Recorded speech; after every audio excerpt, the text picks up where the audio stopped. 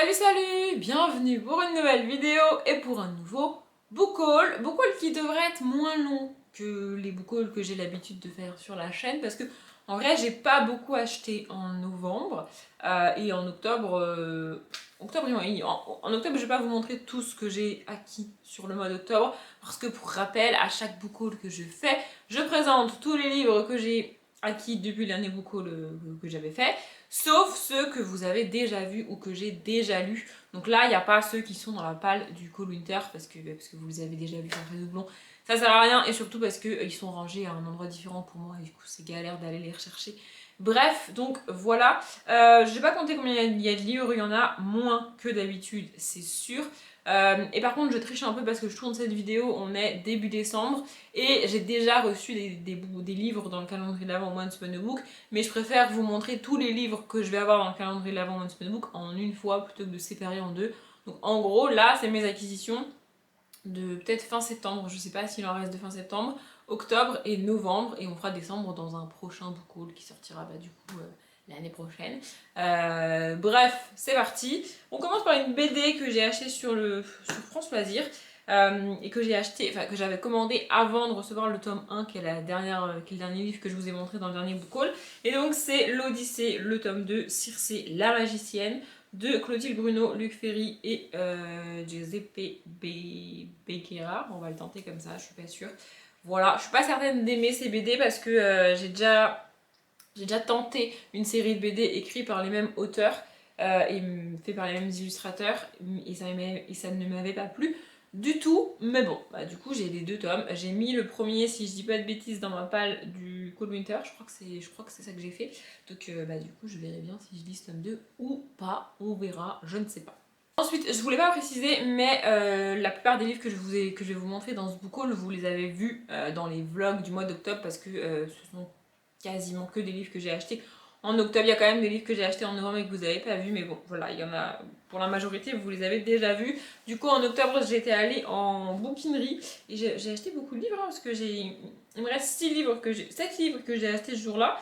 Et je sais pas si j'en avais acheté vraiment beaucoup plus, mais bref, j'en ai acheté beaucoup. Donc j'ai acheté Le jour où les enfants disparaissent, donc Lundi Mélancolie, Le jour où les enfants disparaissent de Nikki French. Voilà, donc Nikki French, c'est un duo de journalistes qui ont pris qui ont pris ce nom-là. Ils se décrivent à quatre mains. Je l'ai pris parce que je voulais tenter des nouveaux, des thrillers écrits par des auteurs, autrices, duo, peu importe, que je connais pas. Et du coup, je l'ai pris. Je sais pas de quoi ça parle, mais ça a l'air intéressant. Hein, voilà. Ça parle d'enfants qui disparaissent, a priori. Hein, voilà. Ensuite, là je me suis trompée, je suis un peu dégoûtée parce que je pourrais pas le lire avant à peu près 55 ans, mais bon c'est pas grave, maintenant je l'ai.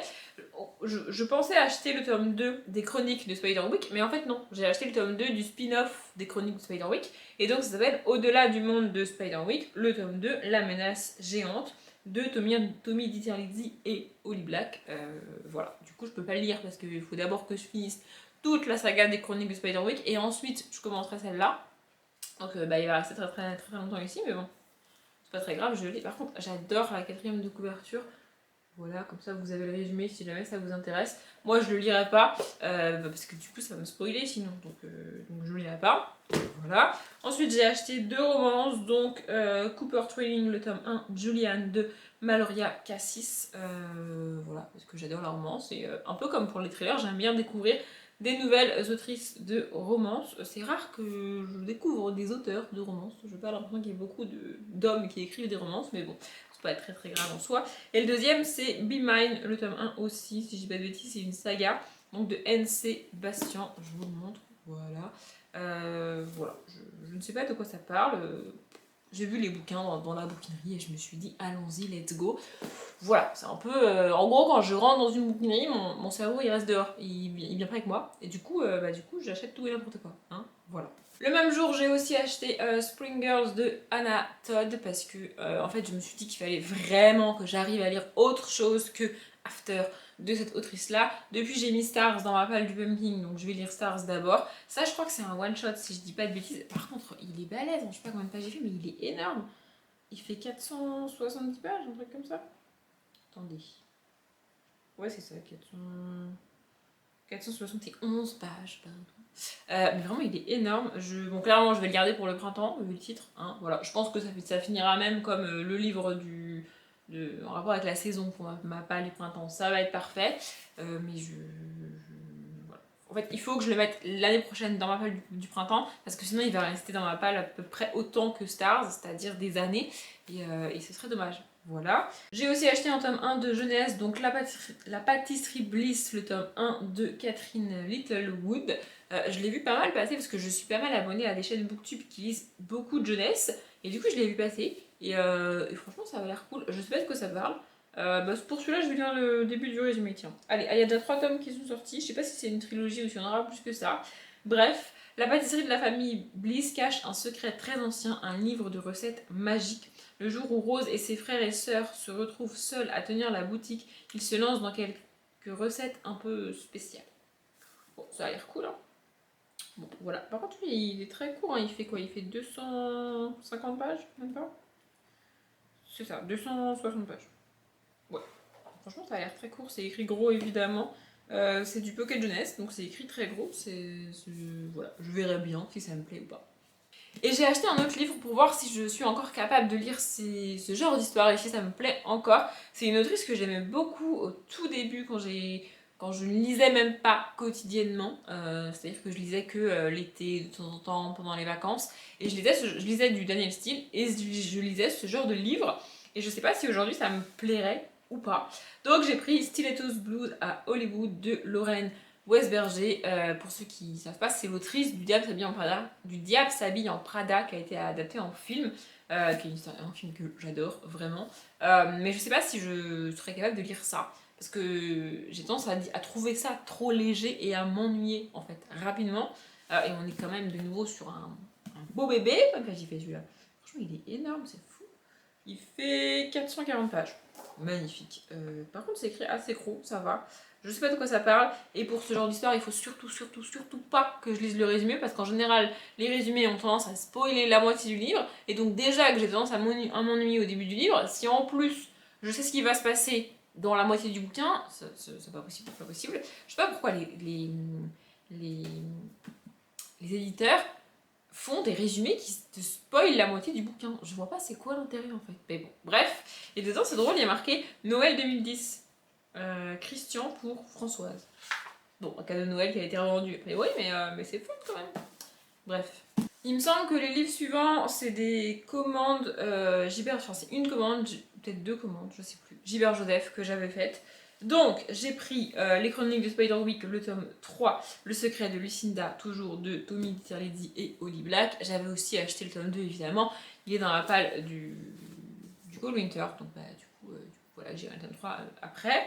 J'ai aussi pris le Women Murder Club, tome 10, 10e anniversaire de James Patterson et Maxine Paetro. Voilà, en gros, j'ai farfouillé sur Gilbert Joseph pour trouver pas mal de tomes de cette saga parce que je galère vraiment à les trouver. Il est complètement défoncé, il est déchiré et tout, mais je m'en fous. Tout ce que je veux, c'est trouver ces livres en poche pour pouvoir les lire et avancer dans la saga. Et d'ailleurs, j'ai découvert que la saga n'est toujours pas finie. C'est-à-dire que le James Patterson et Maxine Paetro ou d'autres auteurs ou d'autres autrices sont encore en train d'écrire des tomes de cette saga. Je trouve ça fou. Moi, j'étais persuadée qu'elle était terminée depuis des années. Et pas du tout. On en est au 17e ou au 18e tome, je crois, un truc comme ça. Et le dernier tome est sorti il n'y a pas très très longtemps en grand format. J'étais persuadée qu'elle était finie et pas du tout. Donc, je peux peut-être réussir un jour à rattraper la saga et à devoir attendre que les tomes sortent. Ce qui serait fou parce que ça fait 1000 ans que je l'ai commencé. Hein. Mais bon, bref, j'adore cette saga de thriller, vraiment, vraiment. Et pareil que pour les Chroniques de Spiderwick, j'ai pris Maîtresse de tous les mots, donc le tome 4 des Disney Vilains, je crois que c'est comme ça que ça s'appelle, de Serena Valentino. J'ai aussi acheté le tome 3, Pauvre âme en perdition, qui est donc dans ma palle du Cold Winter. Donc le tome 3 est sur, je galère à chaque fois, Ursula, la méchante de la petite sirène. Je crois que c'est Ursula, je suis pas sûre. Et ici, on est sur Maléfique, hein, je crois qu'on reconnaît tous cette magnifique tête. Voilà, du coup, j'adore cette saga. Vraiment, j'adore cette saga. Et comme les Chroniques de Spiderwick, ça, c'est des livres qui vont pas faire très très long feu dans ma palle. Lui, un peu plus, parce que je suis qu'au tome 7, je crois. Et je crois que j'ai le 8, mais pas le 9. Donc, je pourrais pas lire celui-là, mais bon, au moins, je l'ai. Et dans cette commande, j'ai aussi pris 2 romances, donc La Loi du Cœur, le tome 1 de Amy Harmon. Je crois que dans le vlog, j'avais dit que je pensais que c'était un one-shot. Entre temps, j'ai vérifié, c'est un tome 1. Je suis un peu deg parce que je voulais vraiment un one-shot, mais bon, c'est pas très grave. J'aime beaucoup Amy Harmon, ça fait très longtemps que j'ai pas lu de romance écrit par elle, donc pourquoi pas. Voilà, c'est ça, c'est l'autrice de l'Infini plus 1 que j'avais adoré. Un petit bout du résumé, allez, un petit bout du résumé. Il a été retrouvé dans un panier de linge sale au lavomatique emmailloté dans une serviette. Au journal de 20h, ce nourrisson âgé de quelques heures à peine est déjà à l'article de la mort, abandonné par une mère accro au crack, a été baptisé Bébé Moïse. Waouh! Je m'attendais à une romance un peu plus légère quand même. Là, on est sur un thème. Ok, bah d'accord, bah faudra que je sois prête à lire un thème pareil. Ok, d'accord, je note. Et j'ai pris le tome 3 de Sexy Lawyer, donc Affaires non classées de Emma Chase, parce que je l'avais pas et que je veux terminer cette saga. Donc il me fallait le tome 3 pour pouvoir terminer cette saga que j'aime beaucoup. Du coup, là, je vais pas lire le résumé, je vais juste me plonger dedans sans savoir de quoi on va parler et avec qui on va être. J'ai pas besoin de ça pour le lire. Il fait moins de 300 pages. What? Mais c'est hyper court. La meuf pète un plomb et dit que c'est trop long quand le livre fait 350 pages et elle râle quand il fait moins de 300 pages. Il n'y a aucune logique là-dedans, faut pas chercher. On a fini avec les livres d'octobre et on passe à mes achats de novembre que j'ai fait au final en une fois. Je suis allée en bouquinerie de nouveau et je me suis dit que... Mais je suis revenue... En fait, je voulais juste aller voir Histoire 2 parce que ça faisait longtemps que j'avais pas été en bouquinerie, ça faisait longtemps que j'avais pas acheté des bouquins et je suis revenue avec beaucoup de livres en fait au final. Hein. C'est un petit peu n'importe quoi tout ça, mais bon. Bref, j'ai enfin trouvé, je suis tellement contente, Les Sentinelles, le tome 1 Forgé dans le sang de Alexandra Ivy. À chaque fois, je vois en bouquinerie des tomes de cette saga et je ne trouvais jamais le tome 1. Et là, il était enfin disponible. Donc, le dos est cassé, il est pété, il est un peu déchiré, mais je m'en fous, ça fait tellement longtemps que je le cherche que je l'ai pris. De l'autrice, j'ai déjà lu Les Gardiens de l'Éternité et Les Dragons de l'Éternité. J'ai adoré Les Gardiens de l'Éternité. Ici, vu le titre, je pense qu'on est plus avec des vampires. Enfin, c'était déjà le cas dans Les Gardiens de l'Éternité, tu me diras. Mais je ne sais pas. Je ne sais pas si on est avec des vampires ou pas, j'en sais rien. Mais je suis trop contente de l'avoir trouvé. Vraiment, je suis trop contente d'avoir enfin ce tome 1. Je ne sais pas quand je le lirai, ça veut pas dire que je vais me jeter dessus dans les semaines qui viennent, surtout qu'il n'est pas du tout dans la palle du Cold Winter, mais je l'ai enfin, je suis trop contente. Le suivant, on est de nouveau sur une brique énorme qui a fait beaucoup parler d'elle il y a des années de ça quand il est sorti. Tout le monde, j'ai l'impression que sur Booktube, tout le monde l'a lu, tout le monde a adoré. Le problème, c'est qu'un bouquin pareil, quand je me décide à l'acheter et quand je me décide à le lire, il y a une telle attente qu'il y a de grandes chances pour qu'au final je sois déçue, voyez-vous. C'est la disparition de Stéphanie Meller de Joël Dicker. Voilà, enfin, tout le monde l'a lu, tout le monde l'a adoré. Moi, je suis pas certaine d'aimer parce que j'ai un peu l'impression qu'on va être dans ce que j'appelle du contemporain et ce que les gens appellent du thriller policier, voyez-vous. Et du coup, ça m'agace. Mais, tout le monde a tellement adoré que je me suis enfin décidée à l'acheter. Il fait combien de pages? Parce que là, ça va être sympathique aussi. Il fait 830 pages. Non, mais ça va pas. Bref, par contre, ce que je savais pas, parce que du coup, à part savoir que tout le monde l'a lu et tout le monde l'a adoré, je savais pas vraiment de quoi ça parlait. Et apparemment, on est dans les années 90. Bon, a priori, on nous parle aussi de 2014, donc je sais pas si c'est juste que le temps va passer vite dans le bouquin, ou si on va avoir des narrations alternées.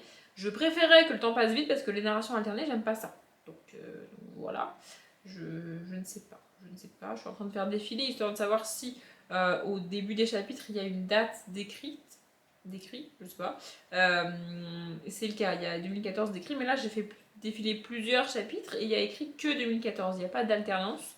Donc a priori on est sur une narration qui avance vite, enfin le temps qui s'écoule vite dans ce livre, ce qui me conviendrait mieux, je ne sais pas. Enfin, c'est bizarre parce que je suis quasiment au début du livre et on est déjà en 2014. Pourquoi on nous parle de 94 derrière? Je sais pas, c'est peut-être juste un truc qui arrive en 94 et qui refait surface en 2014. J'en sais rien. Bref, je vous avoue que j'ai aucune idée de quand j'aurai le courage de lire ce livre. Mais en tout cas, je l'ai enfin acheté. C'est déjà bien. Et le dernier poche que j'ai acheté, pareil, c'est une romance dont on a beaucoup entendu parler. C'est beaucoup plus récent pour le coup. Je suis pas très sûre parce que l'autrice, j'avoue, m'attire moyennement. Le thème, je trouve que c'est un thème extrêmement bancal en romance et que si c'est pas bien traité, ça va être un carnage. Mais bon, j'ai enfin acheté Brexit Romance de Clémentine Beauvais en poche. Parce que je savais même pas qu'il était sorti en poche, mais bon, je l'ai trouvé en poche. Du coup, je suis très contente. Clémentine Beauvais, c'est une autrice que beaucoup de monde aime. Et je sais pas, à chaque fois que j'entends parler d'elle, qu'il y a un booktubeur ou une booktubeuse qui parle d'elle, d'un de ses bouquins et tout, ça me donne pas envie. J'arrive pas à l'expliquer, mais ça me donne pas envie alors que tout le monde l'adore. Mais bon, voilà. Oui, du coup, c'est une autrice que j'ai pas spécialement envie de lire, et moi j'achète l'un des rares livres qui me donnent pas envie de l'autrice, alors qu'il y en a d'autres qui me font envie, même si l'autrice m'attire pas trop. Faut pas chercher la logique, il y en a pas. C'est juste que j'ai trouvé celui-là, donc on verra bien. On verra bien. Je ne sais pas, je ne sais pas. Ça se passe en 2017, donc après ça fait déjà longtemps quand même, hein, c'est fou. C'est fou. Et ensuite, j'ai craqué, je fais jamais ça, mais je sais pas, j'ai eu envie. Je me suis dit, allez, vas-y, go, pour une fois, fais-toi plaisir. J'ai acheté 3 tomes d'une saga complète que je ne connais pas, d'un auteur que je n'ai jamais lu, ou d'une autrice peut-être, je sais même pas. Mais j'ai trouvé les livres tellement beaux en fait, et je me suis dit, bon bah je vais regarder, je vais prendre juste le tome 1. Et puis après, je me suis dit, vas-y, je vais prendre le tome 1, je vais lire le tome 1, et s'il me plaît, quand je reviendrai pour prendre les deux autres à la bouquinerie, bah, ils y seront plus, c'est sûr. Du coup, j'ai pris les 3. Franchement, les objets livres, je les trouve trop beaux. Donc, c'est Apolline et le chat masqué. Attendez, je vais vous les montrer un par un. Franchement, je les trouve trop beaux, les livres. Vraiment, ils sont trop beaux. Apolline et le fantôme de l'école. En vrai, si je m'étais écouté, c'est celui-là que j'aurais acheté, mais c'est le tome 2 du coup. Parce que voilà. Et Apolline en mer.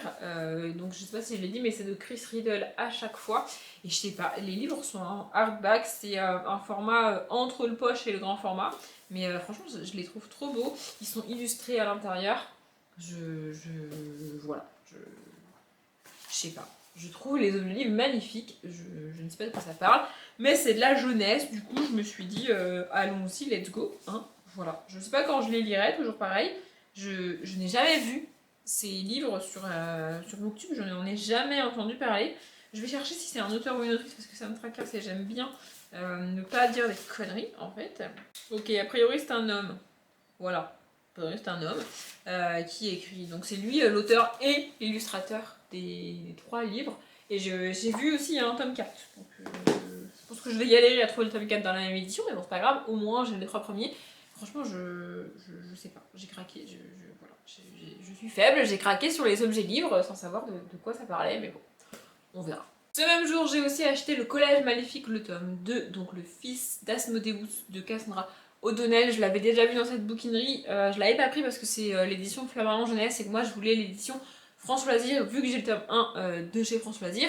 Sauf que y a une de vous en commentaire qui m'a dit que, en plus j'étais pas du tout au courant, qui m'a dit que le France Loisir était en liquidation judiciaire et que donc bah, j'aurais en gros jamais le livre, le tome 2 chez France Loisir. Donc je l'ai pris. Par contre, je suis dégoûtée parce qu'il est très très petit. Il est encore plus petit que le tome 1, j'ai l'impression. Ou alors peut-être c'est l'édition qui fait ça. On est sur 310 pages. Voilà. Je ne sais pas. Lui, franchement, je vais le lire début 2022, c'est sûr et certain. J'ai trop hâte.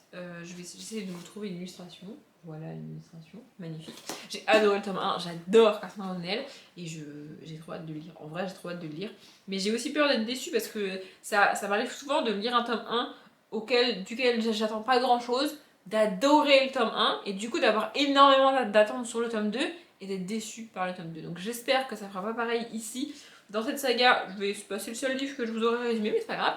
Dans cette saga, on suit une jeune fille qui s'appelle Emma, qui a un pouvoir spécial, qu'elle a caché depuis qu'elle est née, sauf qu'au début du tome 1, les gens magiques, enfin une espèce de gouvernement magique découvrent qu'elle a ce pouvoir-là, viennent la voir et lui disent bon bah maintenant tu vas faire comme toutes les personnes qui ont une particularité magique, tu vas aller dans un collège spécial, parce qu'elle a l'âge d'aller au collège évidemment, pour ces personnes-là, et puis c'est tout. Elle voulait pas, mais elle a pas le choix, et du coup on la suit dans ce collège-là avec des gens pas forcément comme elle, dans le sens où c'est pas comme Harry Potter où ils ont pas tous le même pouvoir, ils ont pas tous les mêmes talents, ils ont vraiment chacun un pouvoir et un truc spécifique particulier à eux. Donc ils sont comme elle parce qu'ils ont une particularité, mais pas vraiment parce que c'est pas la même particularité, pas le même pouvoir. Et voilà, on la suit là-dedans et franchement j'ai adoré le tome 1, je répète. Hein, voilà.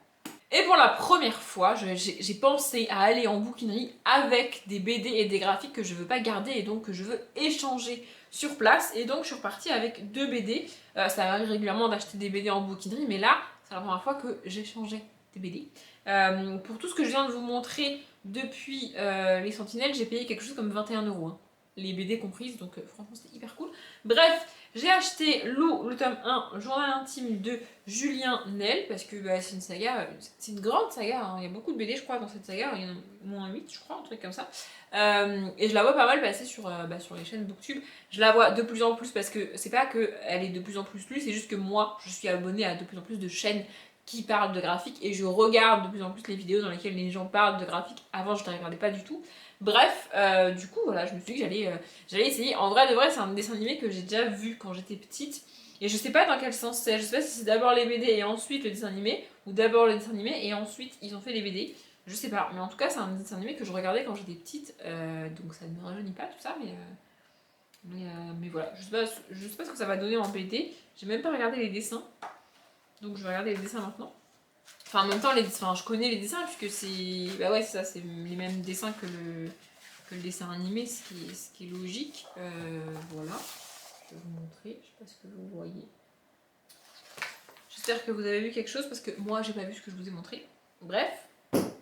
Et j'ai aussi pris pareil. Alors là, on est exactement comme Clémentine Beauvais, on est sur une autrice dont j'entends beaucoup parler, mais qui m'attire pas spécialement. En fait, elles appartiennent toutes les deux à la catégorie des autrices que j'estime intouchables. C'est-à-dire que autant ça me dérange pas d'acheter un bouquin que tout le monde a adoré, écrit par un auteur ou une autrice que tout le monde adore et de dire moi j'aime pas, autant il existe dans mon cerveau une petite case avec une liste de gens à l'intérieur, d'auteurs et d'autrices, que j'estime intouchables. C'est-à-dire que j'ai l'impression que si j'achète leurs livres, que j'essaye de lire leurs livres et que ça me plaît pas, j'aurais pas le droit de dire que j'aime pas.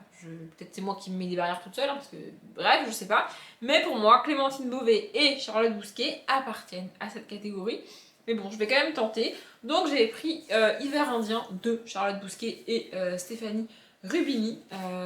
Voilà, c'est une BD assez grosse. Franchement, je trouve que pour l'épaisseur du bouquin, elle vaut pas très cher neuve, hein, parce que on est sur une BD de. Attendez, je vais vous dire ça. 130 pages, un peu plus, et ça, elle coûte même pas 16 €. Franchement, je trouve que c'est pas très cher. Bref, voilà. Derrière, il y a un sapin de Noël et tout. Je sais pas si ça va me plaire. Oui. Alors oui, peut-être que vous êtes en train de vous dire la meuf est tarée, elle achète une BD écrite par une autrice qu'elle estime intouchable et elle prend un livre qui se passe en hiver au moment de Noël alors que c'est pas son kiff. Elle cherche la merde. Oui, bah écoutez, c'était comme ça, c'est la vie. Bref, je vais vous montrer une planche aussi. Déjà, j'adore ça là. Ça, c'est quand tout le livre, c'est ça, et à la fin, il y a ça aussi. Je pense au début, c'est pareil. Voilà. J'adore, je sais pas, je trouve ça trop beau.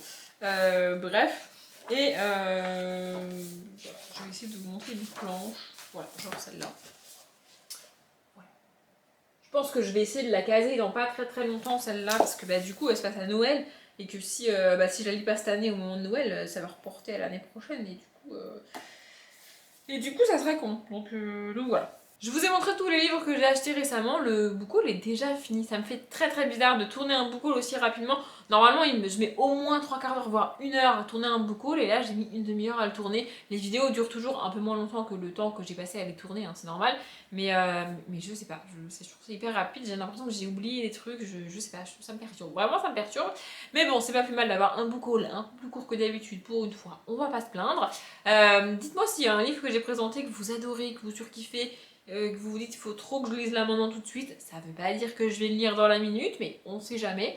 Et à l'inverse, hein, s'il y a un livre que vous n'avez pas du tout aimé et que j'ai présenté, vous pouvez aussi me le dire. Et par contre, si vous avez vraiment 2 minutes, j'aimerais particulièrement avoir votre avis sur Charlotte Bousquet et Clémentine Beauvais. C'est moi qui me mets des barrières dans ma tête, je suis la seule ou non, parce que vraiment je me sens seule. Bref, je sais pas, je sais pas.